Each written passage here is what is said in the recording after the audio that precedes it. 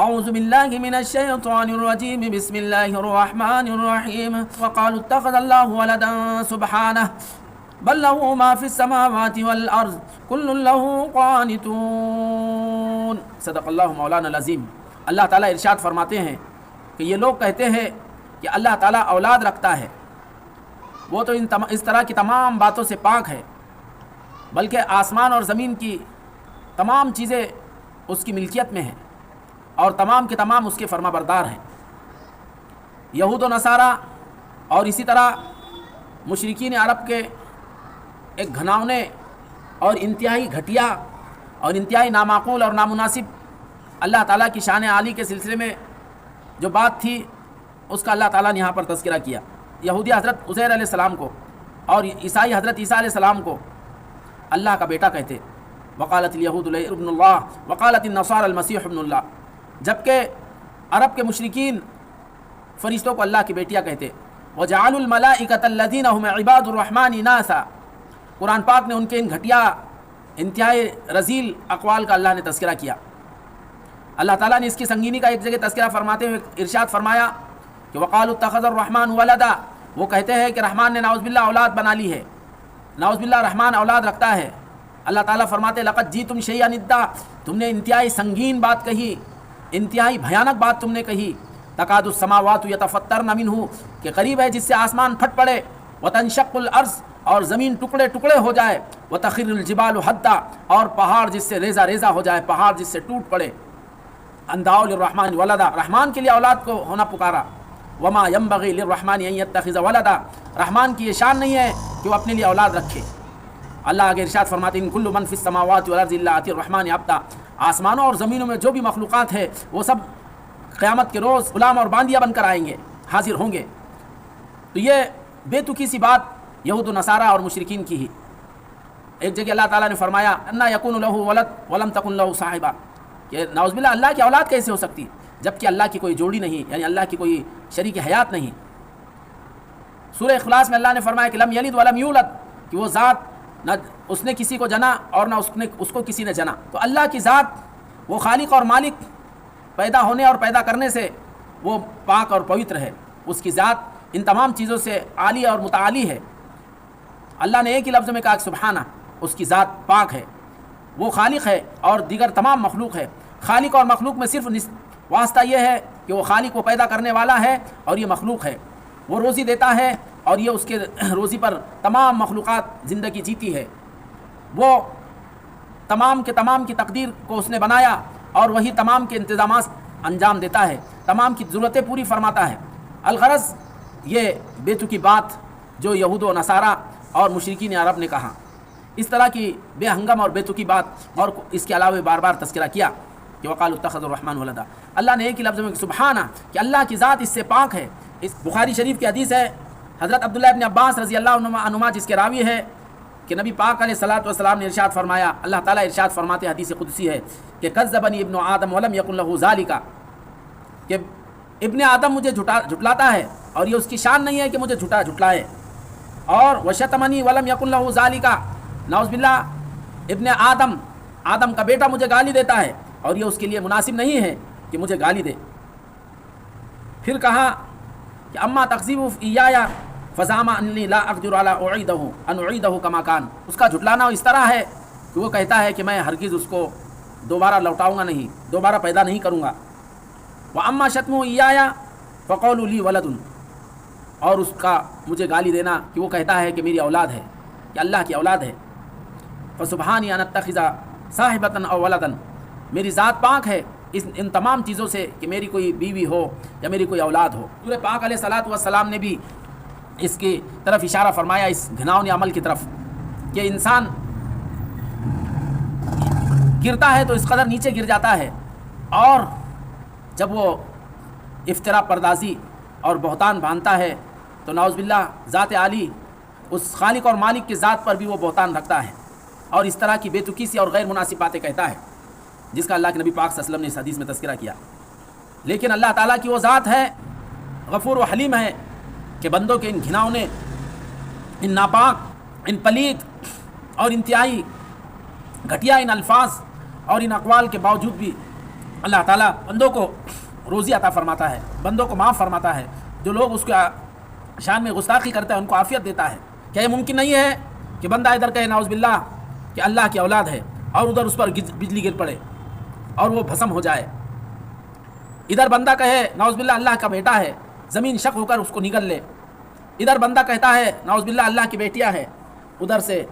آسمان سے کوئی پتھر برسے اور اس کا سر کچل دے۔ یہ سب ممکن ہے، لیکن وہ خالق اور مالک، وہ حلیم اور غفور کہ بندے کی ان تمام حرکتوں پر بھی اللہ تعالیٰ بندے کو برابر صحت عطا فرماتے، عافیت دیتے، اس کو روزی دیتے، اس کے لیے تمام چیزیں مہیا فرماتے، یہ تمام چیزیں اللہ تعالیٰ اس کو عطا فرماتے۔ تو اللہ تعالیٰ نے اس کا تذکرہ فرمایا۔ حضور پاک علیہ الصلوۃ والسلام نے اللہ کے اس حلم اور اللہ کے اس عفو و درگزر کا تذکرہ فرمایا ہے۔ بخاری مسلم کی حدیث ہے کہ اللہ کے نبی پاک صلی اللہ علیہ وسلم نے فرمایا کہ لا احد اصبر علی اذن سمعه من اللہ انهم یجعلون له ولدا وهو يعافيهم ويرزقهم، کہ اللہ تعالیٰ سے زیادہ تکلیف دہ باتیں سن کر اس پر صبر کرنے والا کوئی نہیں ہے، کہ لوگ کہ بندے کہتے ہیں کہ نعوذ باللہ اللہ کی اولاد ہے اور وہ انہی بندوں کو اللہ تعالیٰ عافیت دیتا ہے، انہیں رزق عطا فرماتا ہے۔ اس کے حلم کا اندازہ لگائیے کہ اللہ تعالیٰ بندوں کے ان تمام حرکتوں کے باوجود بھی اللہ تعالیٰ انہیں روزی عطا فرماتا ہے، عافیت عطا فرماتا ہے۔ پھر اللہ تعالیٰ فرماتے ہیں کہ بل لہ ما فی السماوات والارض، اللہ کی اولاد کیسے ہو سکتی جبکہ اسی کا ہے جو کچھ آسمانوں میں ہے اور جو کچھ زمین میں ہے، کہ وہ خالق اور مالک ہے، اسی نے ان کو پیدا کیا ہے، وہی ان کو روزی عطا فرماتا ہے، وہی ان کے تمام مسائل حل فرماتا ہے۔ کے پیٹ میں اسی نے ان کو نطفے کی شکل میں منتقل کیا اور پھر اسی نے ان کی وہاں پر تخلیق فرمائی، وہاں پر تین پردوں کے اندر انہیں روزی عطا کی، ان کی تمام خلقت کو مکمل کیا، پھر وہاں ان کو ایک جیتی جاگتی شکل دے کر بعافیت دنیا میں پہنچایا، اور پھر یہاں پر جہاں پیدا ہوا وہاں سے لے کر اس کے موت تک کی تمام ضرورتیں اس کی پوری فرماتی اللہ تعالیٰ۔ ایسا وہ خالق اور مالک ہے۔ تو اللہ فرماتے کہ بل لہ ما فی السماوات والارض، کہ اسی کا ہے جو کچھ آسمانوں اور جو کچھ زمین میں ہے، سب اس کی ملکیت ہے اور وہ سب کا مالک ہے۔ تو یہ اللہ نے ایک بات فرمائی کہ جب وہ خالق اور مالک ہے اور یہ سب ملکیت ہے تو اس کی اولاد کیسے ہو سکتی؟ پھر آگے ارشاد فرمایا کہ کل لہ قانتون، سب کے سب اس کے تابعدار ہے، سب کے سب اس کے فرما بردار ہے، سب کے سب اس کے اطاعت گزار ہے، چاہے وہ مسلمان ہو چاہے کافر ہو، چاہے وہ جنات ہو چاہے انسان ہو، چاہے اور دیگر مخلوقات ہو، سب اللہ کے حکم کے سرے منہ خلاف نہیں کر سکتے، اللہ کے حکم اور اس کے فیصلے اور ارادے کے پابند ہے، چاہے وہ مومن ہو چاہے کافر ہو، سب کے سب اس کے فیصلے کے پابند ہے۔ کافر جو بظاہر اپنی زبان سے اللہ کا انکار کرتا ہے اور اپنا عمل اللہ کی مرضی کے خلاف کرتا ہے، لیکن یہ کافر بھی اپنے بوٹی بوٹی، اپنے روئے روئے اور سر کے بال سے لے کر پیر کے ناخن تک ہر چیز میں اللہ کے حکم اور اس کے فیصلے کا تابعدار ہے۔ اللہ نے جس طرح چاہا اس کی تخلیق فرمائی، جیسے چاہا بنایا، کسی کو کالا بنایا، کسی کو گورا بنایا، کسی کو خوبصورت بنایا، کسی کو بدصورت بنایا، کسی کو اونچے قد والا بنایا، کسی کو پست قد بنایا، کسی کو دبلا پتلا بنایا تو کسی کو موٹا تازہ بنایا، اور جس کو جو شکل چاہی، جو صورت چاہی، اس کے ناک کی، اس کے کان کی، اس کے تمام جسم کے ایک ایک عضو، بلکہ اس کے جسم کے ایک ایک روئے کی اللہ تعالیٰ نے جس طرح چاہے تخلیق فرمائی، اور پھر اس کا روا اللہ کے مرضی اور اس کے حکم کے تابع ہوتا ہے۔ کوئی بال اس وقت اللہ کے مرضی کے بغیر نہیں بڑھتا، کوئی ناخن اللہ کے مرضی کے بغیر لمبا نہیں ہوتا، کوئی ہاتھ اللہ کے مرضی کے بغیر نہیں اٹھتا، کوئی پیر اللہ کی مرضی کے بغیر آگے نہیں بڑھتا، اس کی زبان اللہ کے مرضی کے مطابق اللہ جب چاہتا ہے تبھی ہلتی ہے، اس کے ہونٹ اسی وقت حرکت کرتے ہیں جب اللہ چاہتا ہے، اس کے منہ سے اتنی الفاظ اور تکلم ہوتا ہے جتنا اللہ چاہتا ہے، اس کے ہاتھ اسی وقت کام کرتے جب اللہ چاہتا ہے، اور اس کے جسم کا روا اسی وقت کام کرتا ہے جب اللہ چاہتا ہے۔ تو انسان چاہے وہ مسلمان ہو چاہے کافر ہو، ہر ایک اللہ کے حکم کا پابند ہے۔ اللہ قرآن میں کہا کل لہ قانتون، اور نہ صرف انسان بلکہ کائنات کی تمام مخلوقات، چاہے وہ جنات ہو، چاہے درند پرند اور چرند ہو، چاہے جنگلوں میں رہنے والی مخلوقات ہو، چاہے وہ سمندر میں رہنے والی مخلوقات ہو، چاہے آسمان کی کوئی مخلوق ہو یا تحت الثری کی کوئی مخلوق ہو، سب کے سب اللہ کے حکم اور اس کے مرضی کے پابند ہے۔ کل لہ قانتون، اللہ نے فرما دیا کہ سب کے سب اس کے تابعدار ہے، کوئی اس کی اولاد نہیں، کوئی اس کا نہ بیوی ہے نہ کوئی اولاد۔ تو اللہ تعالیٰ نے بات فرمائی، انسان کے اس بے تکی بات کا، انسان کے اس بے مناسب اور بے جوڑ بات کا اللہ نے تذکرہ کیا، اور دوسری طرف اپنے مالک اور اپنے خالق ہونے کا اور اپنے متصرف اور مدبر ہونے کا اور اپنے مالک الملک ہونے کا تذکرہ کیا، اور یہ بتلا دیا کہ کائنات کی تمام مخلوقات اس کے تابعدار ہے، اس کے فرما بردار ہے۔ دوسری طرف اگر غور کرے تو یہ انسان جس کو اللہ نے اشرف المخلوقات عطا بنایا، جس کو اللہ نے اتنی اونچی عقل عطا فرمائی، جس کو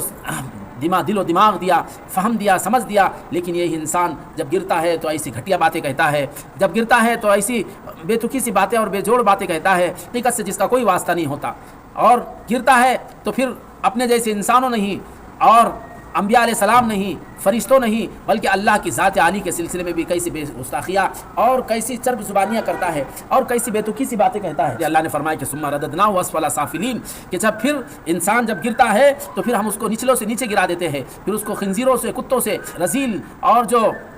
گری ہوئی مخلوق ہے ان سے بھی زیادہ اللہ تعالیٰ اس کو گرا دیتے ہیں۔ تو یہ انسان کی بات ہے، اس پہ اندازہ لگائیے۔ اور انسان بھی کون کہ اہل کتاب یہود و نصارہ کو عظیم کتاب عطا فرمائی، ان کی بات تھی، اور اہل عرب میں حضرت ابراہیم و اسماعیل علیہ السلام کی جو اولاد تھی ان کے اندر یہ باتیں تھیں کہ اللہ کی منتخب امت، اللہ کی منتخب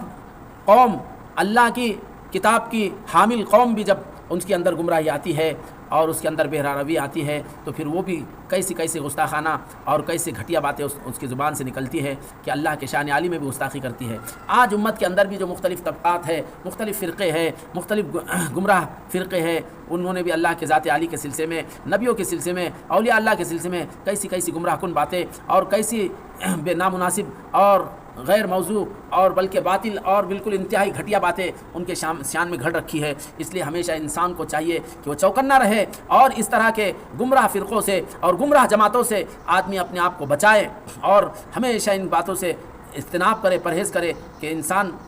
چاہے وہ کتنا بھی عظیم ملت سے اس کا تعلق ہو، جب گرتا ہے تو پھر اس طرح گمراہ کن باتیں کہتا ہے انسان۔ اس لیے ہمیں ان باتوں سے چوکنا رہنا چاہیے۔ اللہ ہمیں